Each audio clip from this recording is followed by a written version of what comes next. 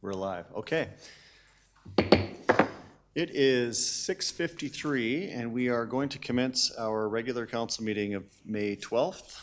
We'll call the meeting to order.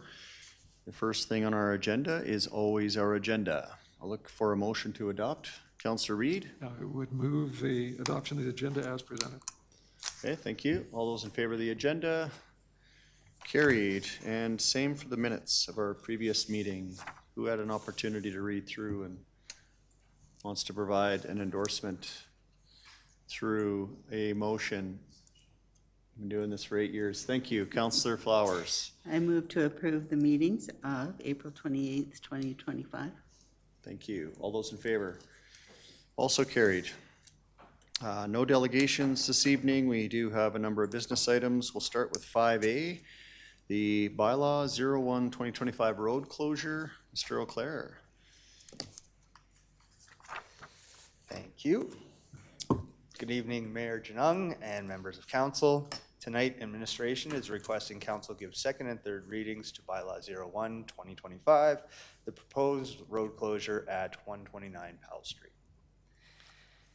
This road closure is one component of a larger land exchange between the municipality and Rocky View Schools, which was endorsed by council on September 23rd, 2024. The municipality would acquire the laneway seen here in blue, which is currently a part of Cochrane Christian Academy land, in exchange for 152 square meters of public road right-of-way seen here in purple, along with the previously agreed purchase price to Rocky View Schools. The main purpose of the exchange is so that the municipality can now have control over the laneway, ensuring public access to adjacent properties and providing a municipal standard of maintenance and roadway enforcement. The purpose of the closure area was to provide a space for vehicles to turn around. However, the area is no longer functional as it now lies behind a chain link fence on the school site. It is now considered as a surplus road right away. With the proposed road closure, the subject area would be consolidated with the Cochrane Christian Academy parcel. Council gave first reading to the bylaw on February 10th, and it was followed up by a public hearing on the 24th of February. There were a few letters submitted to administration in favor of the proposal, none that were against, and no one spoke at the public hearing. Following the public hearing, the road closure bylaw was sent to Alberta Transportation for review, and on April 10th, Alberta Transportation sent a letter of approval back to administration. This is the final step of council involvement. Once council gives second and third, or if council gives second and third readings to the road closure bylaw, administration would then proceed with the purchase and sales agreement with Rocky View Schools. Following this, administration will submit all registration documents to land titles. That recommendation, administration recommends that council give second and third reading to bylaw 01-2025 as presented. I just wanted to thank Mark Spence, our senior planner, for managing this road closure proposal and preparing this report for you tonight. With that, I will take any questions that you may have. Okay, thank you for your presentation. Council, we've seen this before. Looking for second and third reading. Councillor Flowers. Yeah, I don't have any questions. It seems pretty straightforward. I'd like to move that council give second reading to bylaw 01-2025. Okay, thank you. Seeing no questions or concerns, call the question. All those in favor? That carries. Councillor Flowers, you want to carry on with third reading? I move that council give third reading to bylaw 01-2025. Okay, all those in favor of that motion? Also carried. Thank you. Thank you. 5B is bylaw 06, 2025, Community Standards and Public Safety Bylaw. Mr. Juden. Good evening, Mayor, Deputy Mayor, and councillors. I am here tonight to speak to the proposed Community Standards and Public Safety Bylaw 06, 2025. Following a first reading presentation on February 10th, 2025, Council directed administration to undertake public engagement on the proposed Community Standards Bylaw for a duration of 2 weeks prior to the second and third readings. Based on community feedback received, we have made amendments to the bylaw. By way of refreshing everyone's memory, the impetus to create a Community Standards and Public Safety Bylaw was to utilize provincial funding to create a change to authorities that empowered the RCMP and community peace officers to address specific social disorder offenses such as public disturbances, vandalism, graffiti fighting, aggressive panhandling, and public disorder at the municipal level. A secondary opportunity presented itself through this process to consolidate and repeal 3 outdated bylaws while introducing some new adaptable regulations, namely the Nuisance and Unsightly Premises Bylaw, the Noise Control Bylaw, and the Snow Removal Bylaw. As directed by Council, public engagement was hosted on Let's Talk Cochrane for 2 weeks, from March 3rd to the 17th in 2025. It was promoted through social media, an advertisement in the paper, and a media release. The engagement opportunity was shared in both the Cochrane Eagle and Cochrane Now. There were 1,600 visits to the project page, and there were 197 downloads of the proposed bylaw from the website, with 78 individuals choosing to submit feedback. These responses were then themed for conciseness. And administration would like to take this opportunity to thank everyone that took the time to investigate the Community Standards and Public Safety Bylaw and provide feedback. Of those that chose to engage, most found out about the project from direct visits to Let's Talk Cochrane, followed by Facebook, Cochrane Eagle, and Instagram. When asked if the proposed construction noise hours strike a fair balance between community livability and development, 61% agreed that they seemed reasonable, while 36% felt that they should be more restrictive. When asked if residents had any feedback about the proposed bylaw, the following themes were noted. Around construction noise, there were concerns about noise outside the existing bylaw hours. Residents complained about the excessive duration of construction occurring in residential areas and lack of quiet periods. There were also mixed opinions on hours, with some wanting quieter hours, while others preferring to maintain the existing hours. Vehicle noise themes included strong support for stricter noise enforcement measures involving vehicle and motorbike mufflers. These vehicle noise concerns can be addressed currently through existing provincial legislation, such as the Alberta Traffic Safety Act and the Vehicle Equipment Regulation. And both of these pieces of legislation allow for fines to be issued. However, a specific decibel limit in a planned future traffic bylaw amendment would provide clearer enforcement standards. Comments received voiced that municipal and peace officers focus too much on education rather than issuing fines. And I'd just like to take that opportunity to mention that at municipal enforcement, we firmly believe that knowledge is power, and our primary goal is to inform and educate Cochrane and area residents to make smart, thoughtful, and educated decisions. We understand that enforcement is a crucial element in community safety, but it alone is not the key priority to achieving compliance. By focusing on education, relationship building, conflict resolution, and mediation services, peace officers aim to promote a sense of community where residents are empowered to resolve conflicts with composure and kindness wherever possible. On the theme of snow removal, there were several concerns about the lack of enforcement for lack of snow removal. There were mixed opinions on warnings, with some respondents supporting warnings for first-time offenders, while others preferred immediate fines. Again, I'll just point out that municipal enforcement's first interaction with most violators is focused on education, with the goal of voluntary compliance. Around the theme of composting, sufficient feedback was received to warrant amendments to the proposed bylaw. The composting section has been updated with revisions including removal of allowing composting piles and the distance required for a composting bin location in relation to a dwelling.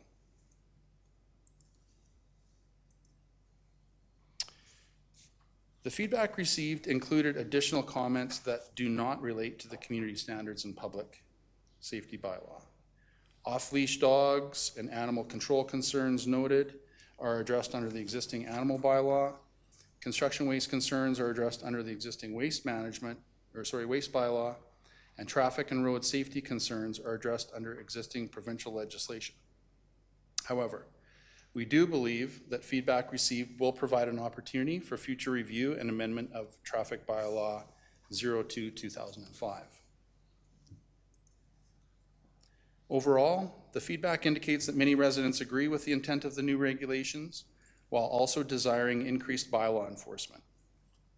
While the engagement focused on gathering feedback related to the community standards and public safety bylaw, additional comments outside the scope of the bylaw suggest there may be a need for further education to help residents better understand the purpose of other related bylaws, as well as their limitations, particularly in relation to off-leash dogs, animal control, construction site concerns, and traffic and road safety. I think it also highlights that future amendments to the animal and traffic bylaw should involve an opportunity for residents to provide feedback prior to the bylaw's final amendments. What are our next steps? We plan on providing feedback to the community in the form of a report via the Cochrane app and Let's Talk Cochrane, outlining exactly what we did here. Should the bylaw pass second and third reading tonight, a letter will be crafted and sent to all developers and contractors working within the building industry in Cochrane to notify them of the changes in construction hour restrictions.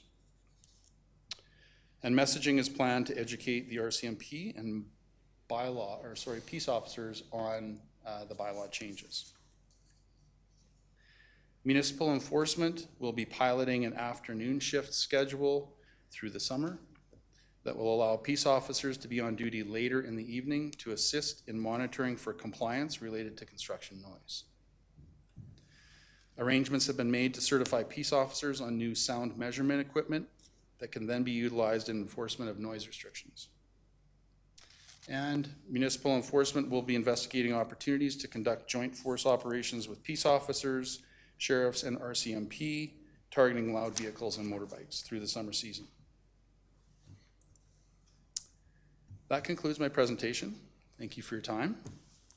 Administration respectfully requests that council receive the community standards and public safety bylaw What We Heard report for information, and that council give second and third reading to bylaw 06/2025 as amended. Okay, thank you. Councillor Reid, over to you first. Yeah, I'll move the request of second reading for bylaw 06/025. The question I had was, and I think I've raised this with administration and the mayor in preparation for the budget process, but I'd be curious to know if the complement of bylaw officers has increased as our population has increased. Obviously, the number of concerns and, I don't want to say complaints, but issues have on the rise. I'm just wondering, has there been a proportional representation in terms of increase of bylaw personnel as well? Through the chair to Councillor Reid, we currently are at an RFP stage with a grant through the provincial government to study that exact question, which we hope to have the results of by, I believe, September, in order for consideration, if need be, for the 2026 budget. And in addition to that, I'd be just curious to see what the numbers have been. Like, what were they 8 years ago? What were they 5 years ago? What are they today in terms of population versus bylaw officers, just for council's information. Through think Mr. through the chair, Durkoff has Mr. Junin, we can certainly gather that information and include it in one of the weekly update emails that council receives, so you can see what that's looked like over maybe the last 10 years or so. That'd be great, thank you. Okay, second reading on the floor, Counselor Flowers. Okay, I liked everything you said and the fact that we got so much community input. The only thing I did disagree with is I think we should give more tickets for the noise. That's one of the biggest complaints I've heard in the years that I've been on council, especially living downtown. You see people zooming by and zooming by. They go so fast you can't possibly get their license plate or take their picture. And they're out for attention. They're not going to stop with some education because they love it. And they need tickets to hurt the pocketbook or they're not going to change. So I do agree with education, but I think we need more tickets. You like the bylaw? Counselor Fideko. Thanks for the information. I'm just wondering what changes were impacted directly by some of the comments from the residents? Because I see the strikeouts, but I don't see a lot of strikeouts or really too many changes. So I'm just wondering, out of all those comments, what was the impact from those comments that would have led to a strikeout?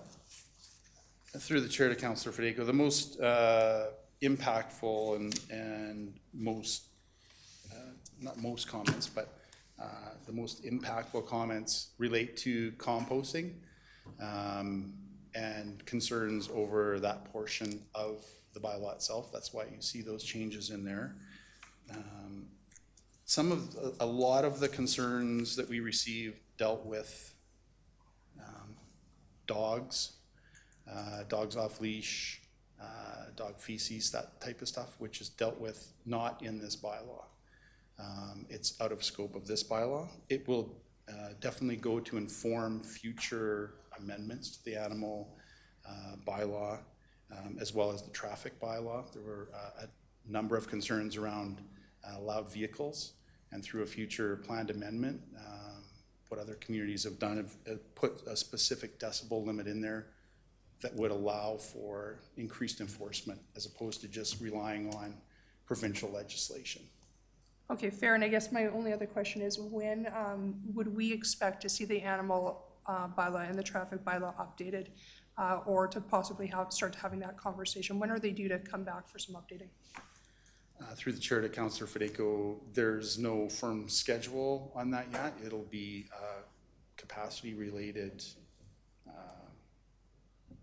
decision based on other work being completed. Yeah, I was just wondering, I know that we have a list. I'm just wondering where they are on that numbered list, because we've talked about that quite a bit, about them being kind of specifically in a numbered place. So I'm just wondering where those two are maybe within that list of, and maybe that can come back to us. Maybe don't have that information tonight, but I'd like to know what is the priority of those. Obviously, I understand it's a capacity issue, but are they number 18 in the long list, or are they number 3, right? Just for council's knowledge. Yeah, thank you through the chair, Councilor Fideko. I think as with Councilor Reid's request there, that's something we can include in an update email so council can refresh that. Okay, not seeing any other, oh, there's one. Sorry, Counselor Nagel, go ahead. Just on the noisy vehicles, I was curious if we had any information on how many tickets have been issued in Cochrane. Is this something that's not enforced or policed at all, or is it sometimes ticketed? Through the chair to Councillor Nagel, my understanding is there's been 4 tickets issued. Ever? Since I believe I pulled stats from January 1st, 2024. So not a great deal of tickets. Again, another great piece of amending these types of bylaws and doing that type of research is to discover that there hasn't been a lot of tickets issued, and the public and residents of Cochrane want to see more tickets for those types of offenses. So that is something that I will be taking back to municipal enforcement and the RCMP. Yeah, my 2 cents is that I think it's an important thing to try and regulate to some capacity, but I wouldn't want to give the impression, or I personally wouldn't want to give the impression that it's something we need to like really crack down on. I think there's like discretion to be used. when people are really like abusing their nice vehicles or bikes. Like when you're driving through a residential neighborhood and intentionally gun it to make noise to annoy people is quite a different thing than pulling out onto the highway and letting it go. And the reason I just wanted to add into the conversation is for some people, having a nice motorbike or a muscle car is like their life dream. And I don't want our crusty town council to be like, no fun vehicles allowed. I think it just needs to be a matter of making sure that they're not rudely abused, but I think they should still be allowed to exist by car and motorbike enthusiasts. Anyways, that's it. Yeah, I think that's under review. Who are you calling crusty? Councillor McFadden. What? I didn't say I was against them. Clean up this mess. It's terrible. One of the things I always understood about kind of the noise related to vehicles was it's a really difficult thing to enforce because you can't tell which vehicle in particular was being loud at which particular moment. And so it's interesting to me that you pulled the stats that you only issued tickets for 4. But with those tickets that you did issue, did everybody pay the ticket, or how did the enforcement go on those tickets? Through the chair to Councillor McFadden, I don't have the stats on that currently. It's not do or die. I was just wondering because, yeah, like I said, I'd always understood it was going to be a difficult bylaw to enforce. So then it just piqued my curiosity that we had issued some tickets. Yeah, and currently the bylaw is only enforceable through provincial legislation. Right. So an RCMP member or peace officer would actually have to see the vehicle or hear the vehicle violating the bylaw under that provincial legislation in order to write the ticket. One of them actually has to do with noise in a residential area emitted from a vehicle. And that's where I'm suggesting that a future amendment to the traffic bylaw, similar to other municipalities that have provided a decibel limit, will provide additional enforcement ability for peace officers and RCMP members.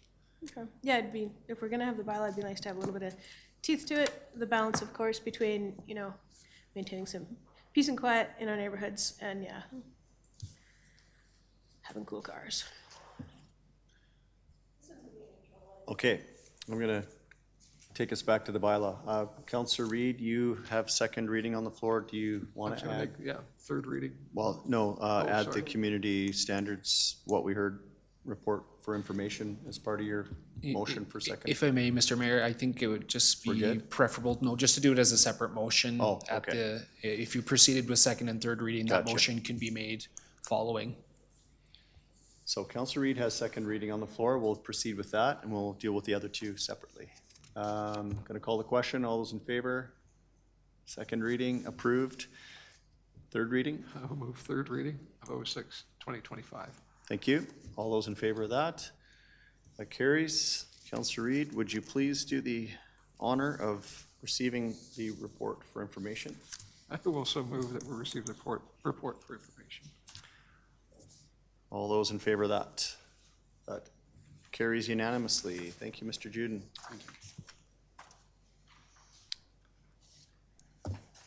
5C, bylaw 07/2025, the annual tax rate bylaw. Mr. Leem.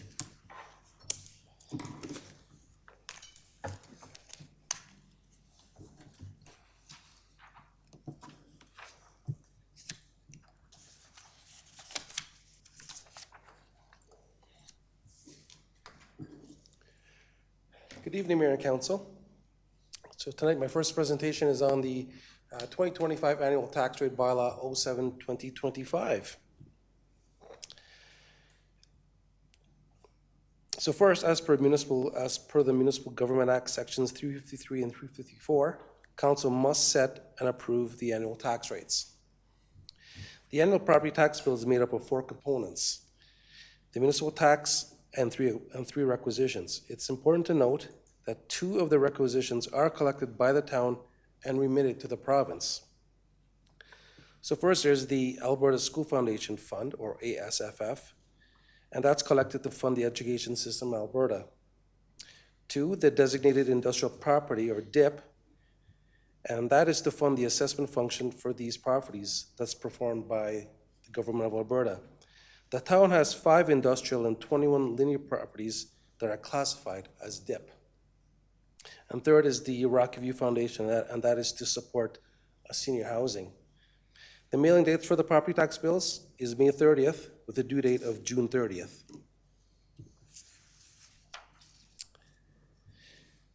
This slide talks about the taxable assessment. Total municipal taxable assessment increased by $1.3 billion, or 14.9% from 2024, of which physical growth accounted for 3.62% of the increase, with the remaining attributed to inflationary factors or the market increase. The graph on the right shows the taxable residential assessment from 2017 to 2025. It has increased by $3.6 billion, or 68%, over the last 9 years.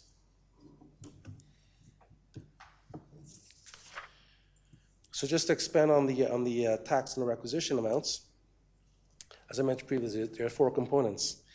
The municipal taxes is $40,109,000.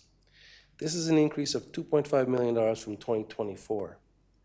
This includes the revenue requirement of $989,000 approved by council in the 2025 budget. The Alberta School Foundation Fund, or the school requisition, is $24,242,000.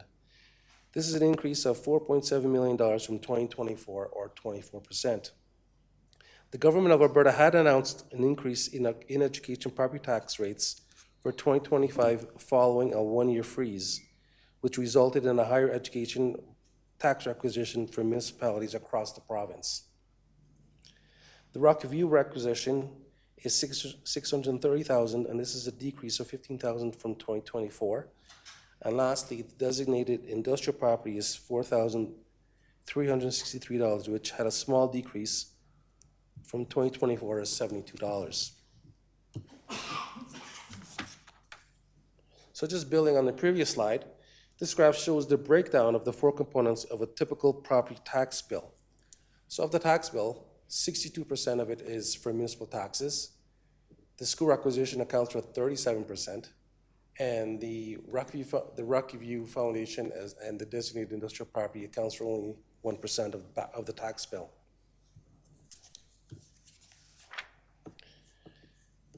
This slide shows the total bill impact. So the property tax for this property, with an average assessed value of $680,700, will see an annual increase of $311, or $25.92 monthly, which equates to 7.78% increase from 2024. The main driver for the increase is the education taxes from the province, and for this bill, that it increased by 20% from 2024.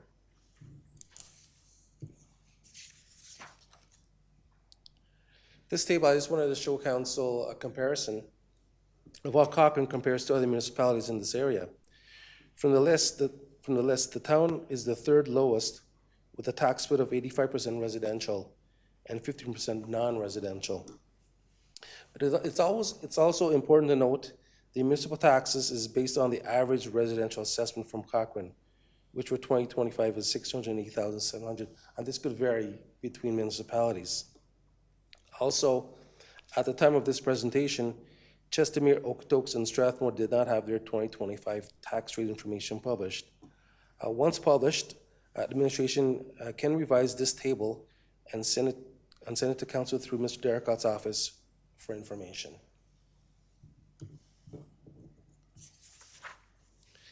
And lastly, within our annual tax rate bylaw is a provision for annexed properties.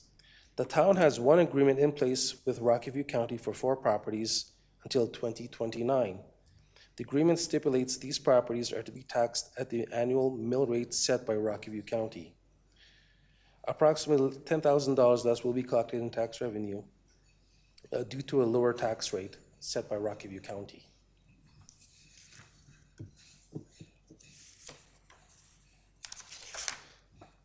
So there are 4 recommendations tonight.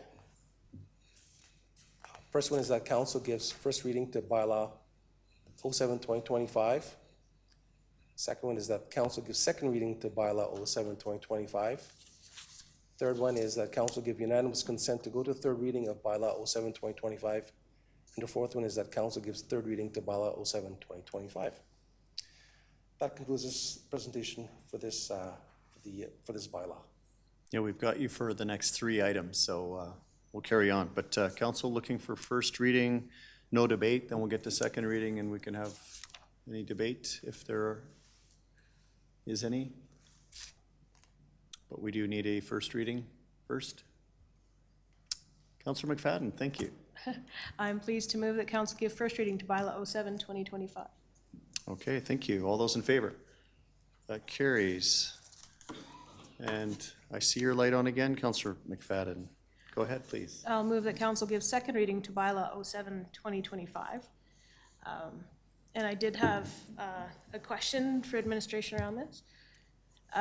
You had identified in your comparables, which I really do appreciate, and I think at the end of the day, our residents are gonna get their tax bill and they'll be like, there's a $300 increase here.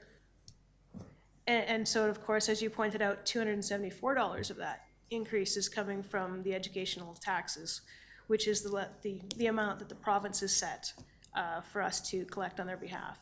Are we setting up in our communication some way kind of to explain that the portion of the bill that we control versus the portion of the bill that we're collecting it on behalf of the province?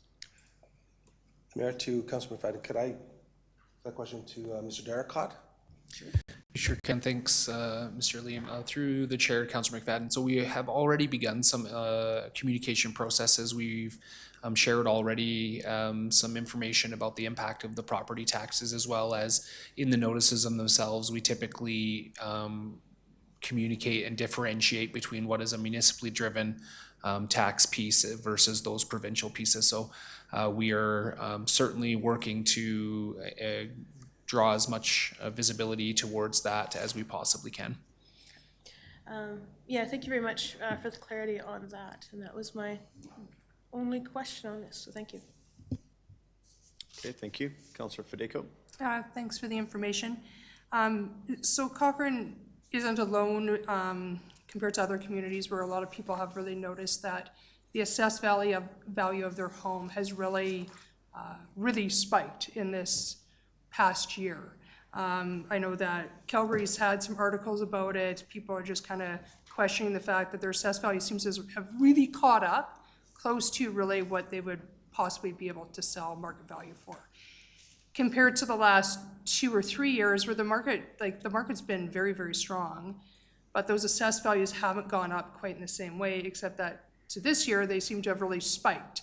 And so I'm just curious, is it that we have more assessors on the ground doing the work?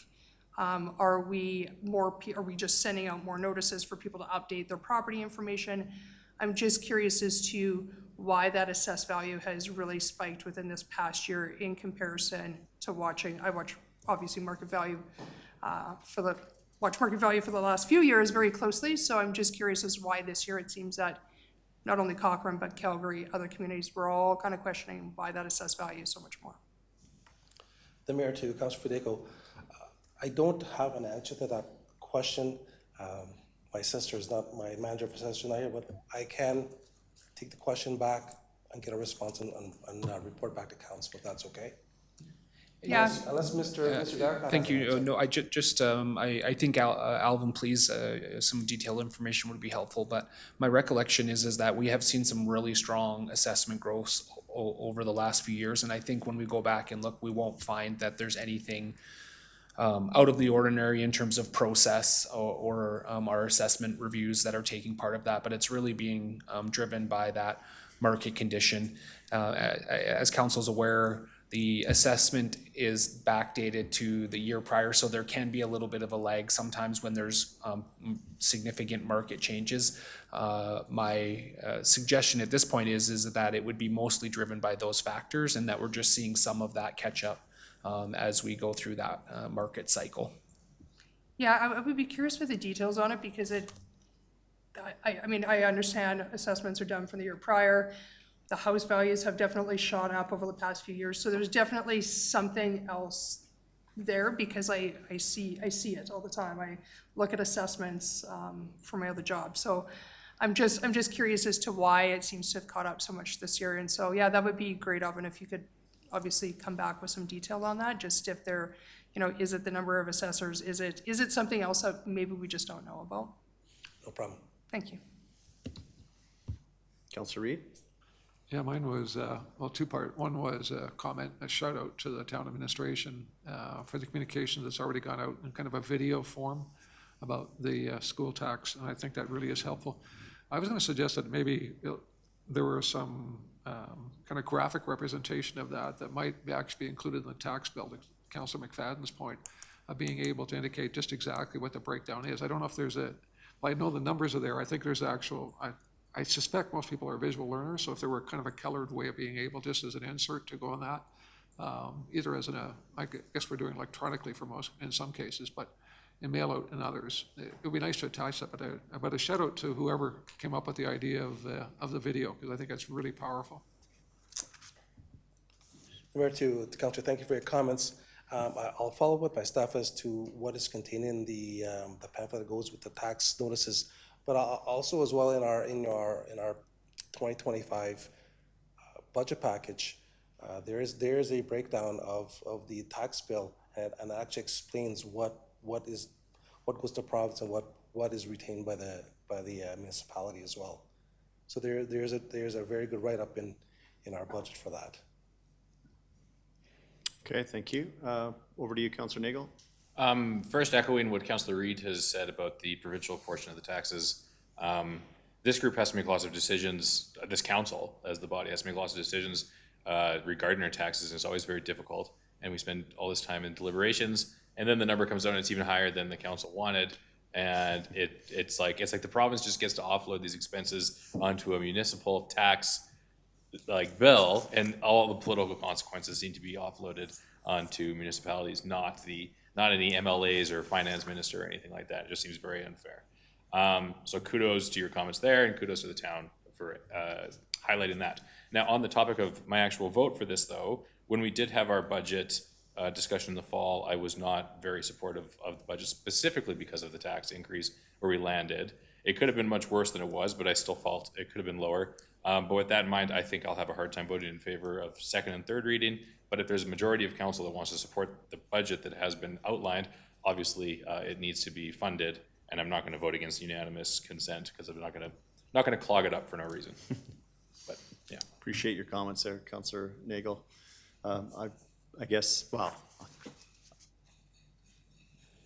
I was going to reserve comment, but maybe I won't. But to further build on your provincial download comment, our provincial government marketed a tax reduction and then increased taxes at the same time. So not only are they downloading the provincial education taxes, property education taxes, education property taxes onto municipalities, they're also touting a tax reduction over here. So it's a bit of and they get to celebrate that win while we collect their increase over here. So not lost on any of us around in this room. With that, I think we have second reading on the floor. Councillor McFadden, I believe, made that motion. Okay, I don't see any other comments. I'll call that question. All those in favor? Those opposed? That carries. We need a motion for unanimous consent. Councillor Nagel? I will move the council give unanimous consent to go to third reading of bylaw 07/2025. Okay, all those in favor? That carries unanimously, which we are able to go to third reading, third and final reading. Anyone? Thank you, Councillor McFadden. Move third reading of bylaw 07/2025. All those in favor of that motion? Those opposed? And that carries. Thank you. That was 5C. 5D is bylaw 08/2025. Sterling.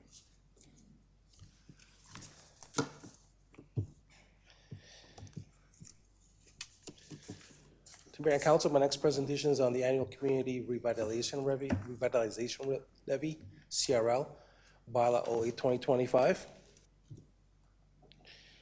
The Community Revitalization Levy, or CRL, is intended to revitalize 23 hectares or 57 acres in the downtown area. The projects total 13 million and are broken down into 4 projects. First project being the public space improvements for 3 million, CP rail pedestrian crossing for 4 million, contribution to Art Center for 3 million, and shared parking facility for 3. Funds cannot be included in the general revenue for municipal operations. The levy is determined by taking the baseline property assessment as of December 31st, 2012, which was $3.7 million, plus the incremental assessment for 2025, which is $150.2 million, and then applying the municipal tax rate plus the education rate to arrive at the levy. Revenue to date from the CRL, including 2025, is $10,732,835, and the estimated revenue for 2025 is $1,634,636, and the CRL has been extended to 2032. So therefore, recommendations for tonight pertaining to the CRL. First one is that council give first reading to bylaw 08-2025. Second is that council give second reading to bylaw 08-2025. Third one is that council give unanimous consent to go to third reading of bylaw 08-2025. And the fourth one is that council give third reading to bylaw 08-2025. Thank you. As we do each year, looking for green lights. Thank you, Councillor McFadden. I'll move that council give first reading to bylaw 08-2025. Okay, all in favor of first reading? Carries. Carry on. Sure. I'll move that council give second reading to bylaw 08-2025. No comments, not seeing any lights. All those in favor? That also carries. I'll move unanimous consent to go to third reading of bylaw 08-2025. Calling the question, all those in favor? Unanimous. We have consent. And I'll move that council give third reading to bylaw 08-2025. All those in favor of that? Also carried unanimously. Mr. Leem, let's go to 5E, shall we? Thank you, Mayor. And my third and final presentation for tonight is the Community Revitalization Levy CRL Supplementary Bylaw 09-2025. The Community Revitalization Levy Supplementary Bylaw will permit taxation of new CRL properties in the same manner as other new properties completed on or before October 15th. This would be consistent with Supplementary Tax Bylaw 07-2020, and the rate applied would be the municipal tax rate plus the education tax rate.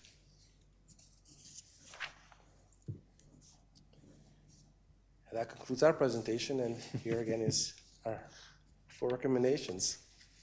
Thank you, Mr. Leem. Oh, Thank you, Councillor Nagel. Council give first reading to bylaw 09-2025. All in favor? Carried. I will continue, if you'll let me. Please.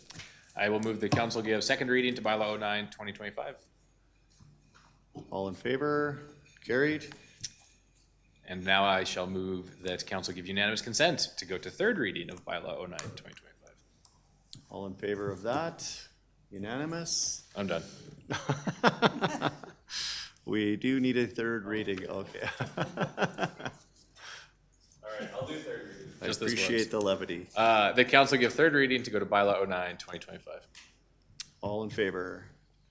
Carried. Thank you, Councillor Nagel, and thank you, Mr. Leem. thank you, Mayor and Council. That concludes the business section. Moving to notices of motion, there is one. I do want to relinquish the chair to Deputy Mayor, as this is my notice of motion. Please do so.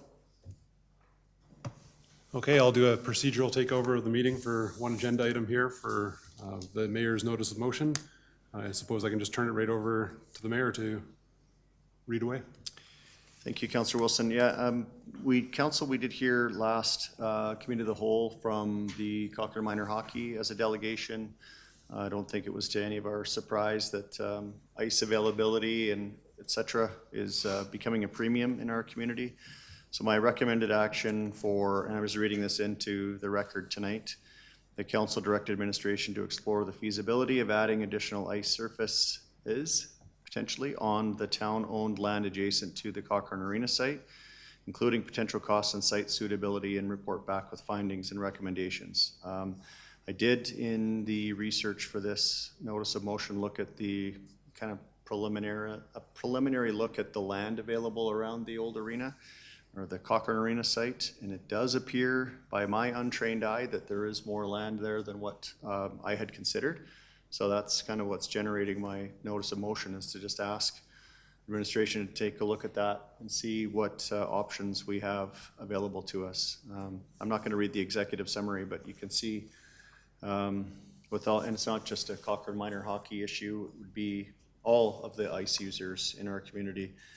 But yeah, looking forward to debating that at our next council meeting. Okay, thank you. Procedurally, I understand that this is, if you have any questions for clarity, we could ask that now, and any debate on the topic would happen at our next regular council meeting. I don't know if there's, we have one light on to my left, Councillor. Thank you, Deputy Mayor. I'm confident this is part of the incentive, the work that we're looking to get done, is to also understand the parking requirements of said arenas. Okay, thank you. Yeah, just to, if I may, formally, that would be all of, looking at all of the requirements, parking, site size, is it feasible? Yeah. Okay, that was it. No other lights, do we need to take it to a vote, or is this just, I didn't understand? Just Okay. reading it in. I'll hand the chair back to you then, Mr. Mayor. Thank you. Yeah, looking forward to debating that when it comes back. I do have a quick mayor's report. I just wanted to go through a few things that happened over the last couple of weeks. You may have read in the news for the golf tournament this year. I've announced that Big Hill Haven will be the beneficiary this year's tournament. Planning's underway with community partners, and early sponsor interest has been through the roof. We have a few remaining team spots left, but there's also plenty of ways to participate. So contact my office for more information if you want. Attended the volunteer appreciation dinner. I think a few councillor representations were, or a few of you were there, recognizing vital contributions from our local volunteers across a wide range of community services. I did appreciate the format this year. I just wanted to give some kudos to everyone that organized that event. Did have quite a few volunteers connect with me personally about how they felt valued and, well, appreciated the appreciation dinner, put it that way. And that's not always been the case. It's been kind of hard to find, dial in something that reaches people in that way. And we're not going to reach everyone, but I just thought this year was particularly good. Attended the vigil hosted by the Filipino Canadian Association of Cochrane, Alberta, FCACA, in memory of the victims of the Lapu-Lapu tragedy in Vancouver. This was kind of a last-minute vigil held down at the plaza, the Chicken Lady area. It was very heartfelt, but just a very telling and touching vigil that it was just a snapshot of our Filipino community in Cochrane and how they support one another and how they rally around community members in not only just in positive and enriching ways, but also in times of grief.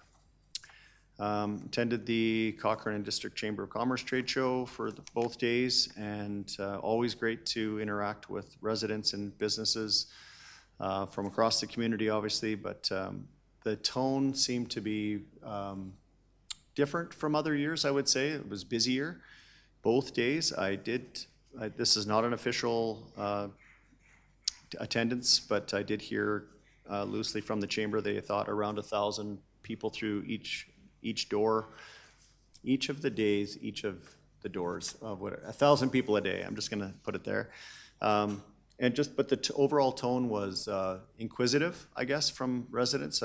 There's been other years where it's been, primarily negative or harsh in like in those interactions, and this year just seemed to have a whole lot of people asking questions about the capital projects, and many of you were there. I would be interested in if your recollection of the couple of days was the same, but very good conversations with residents. I spoke on behalf of council at the Jensen Horse Ranch Rescue fundraiser. I had to write that down. I get those mixed up every time. It's an equine rescue and rehabilitation effort that's been, this was the second annual. It's the first time I've attended, but just as it said, rescuing horses from around the region. Also attended the community event at Canalta. It's the former Ramada Hotel, has now been rebranded as Canalta. A Alberta-owned company out of Drumheller is now operating the former Ramada Hotel. That was good to see they're carrying on. And the community public art unveiling on Saturday. Very nervous in how that was going to go. You know, unveiling public art is always in the eye of the beholder. But if you haven't been by the station space, those are three remarkable pieces that I think really very well represent a diverse view of our community, and certainly some different art. I'll just leave it at that, different art. I just wanted to remind council that that was made possible through the federal grant, the Canadian Community Revitalization Fund.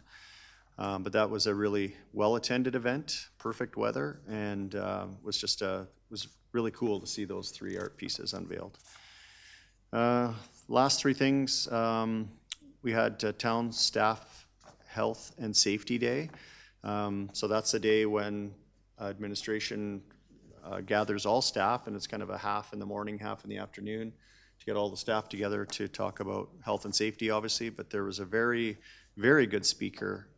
I'm going to forget, Chad Hymas was his name. A very compelling speaker from the U.S. that suffered a workplace injury that really had an interesting way of delivering a message that was different than what you might expect. Well attended, and of course I was there for 10 minutes or so at the beginning of each of those and off to do other things, but very good day. Also, just to let you know, as the new president of the Spray Lake Sawmill Recreation Park Society, I called a special meeting last Friday to update the board on just where we're at with the RFP process. Discussions were mainly focused on next steps and timelines. And lastly, Glenbow Ranch Park Foundation, that's why I write these things down, community report at Glen Eagles on Friday night, I think that was. And just highlighting the stewardship successes, and the board chair is now, board chair is now passing from Jeremy Farkas to George Paffrath as an interim. But yeah, good to interact with that group. And just a reminder to council, we have our Rocky County IMC dinner tomorrow night at 5:30 at the county offices. That's my report. I'm glad I write that stuff down. Councillor Nagel. I actually had a pretty busy 2 weeks. I was there for the volunteer appreciation night. We also had our environmental action or environmental conservation committee meeting as well, where I think Councillor Reed's doing a fantastic job chairing and leading the group. And then last week I had to do my SDAB training again, which is quite an extensive ordeal. It was 3 days of riveting legislative training, and then a 4th day of a homework assignment where I had to go through, it'd be like 80-page PDF and get all the right answers. So that was exciting. And I'm recertified to be on the SDAB, which is nice. And then somewhat related to council, I was elected to the board of directors of Digital Alberta to help advocate for Alberta's technology industry. So, yeah. Congrats. Thanks. That's it. Councillor Reed? Councilor Nagel kind of stole the thunder. So our natural environmental protection task force, it's quite a mouthful, Grateful to Councillor McFadden, who moved her rec board to another location. I don't know if that was by choice or by our, I think we were forced there. but all kidding aside, I really appreciate where we're going with this group. Trying to keep them within the lane and in the guardrails, but passionate group of individuals who are really making a difference. One of the things that we have employed was to all of those people who had applied to be on this task force, we've actually reached out to them and had them connect in a survey that we're doing in terms of, one of the studies we're doing in terms of assessment, environmental assessment.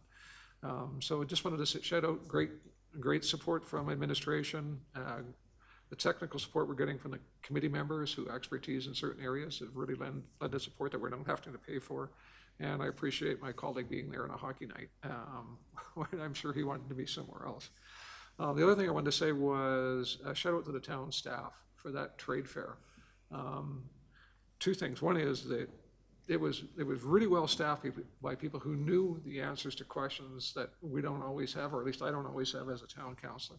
Again, the map seemed to be the most attractive thing going there. And then to the mayor's point, it was a very, very positive, very different trade fair than some of the ones that have been in the past. A very, very positive experience. I can't think of anybody who had anything negative to say. I think it was, to Jay's point, it was about education. People wanted to know about information, wanted to know what we were doing. But then once they heard that and understood it, they were very happy. So yeah, it was a great day. Great, thank you. Councilor Federico? I just wanted to give a congratulations to McDonald's. I think there were a few of us there for McHappy Day and, helping them to raise some money for Ronald McDonald House. And I know they were busy, so just a congratulations to them. Yep, great point. McHappy Day comes and goes every year. It's always amazes me how technical and busy it is behind the counter in those restaurants. Okay, sorry, Councillor McFadden, go ahead. Yeah, just as everybody's going through their lists, it occurred to me how busy it has actually been the last couple of weeks. The trade show, was well done.